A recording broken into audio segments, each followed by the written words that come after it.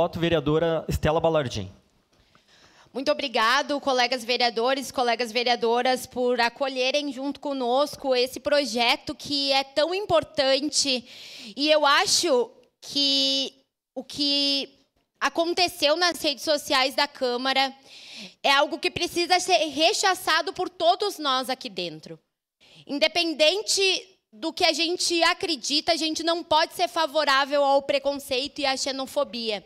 E quando a gente tem a construção de um projeto tão bonito, tão potente, que traz respeito, que traz acolhimento, que traz pertencimento, não tem espaço para preconceito e xenofobia. Então, parabéns pela nossa coragem de apresentar esse projeto e de dizer que a gente é contrário a qualquer tipo de desrespeito, que a gente é contrário à xenofobia e o preconceito, que ele é combatido por nós e ele é combatido quando a gente tem atitudes como essa, que é pensar o dia do estudante imigrante. Pensar dentro das nossas escolas a importância da qualificação dos profissionais para que eles tenham uma melhor forma de ensinar e aprender dentro das nossas salas de aula, conseguindo abranger todas essas diversidades, para que a gente tenha uma melhor abertura e um melhor acolhimento dos nossos estudantes.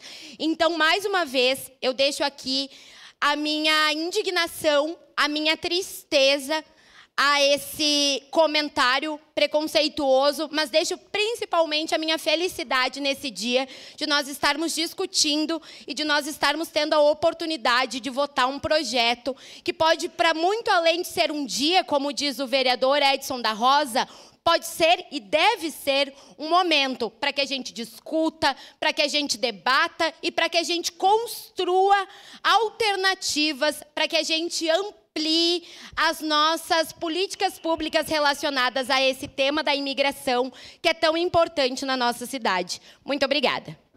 Obrigado, vereadora Estela Balardim.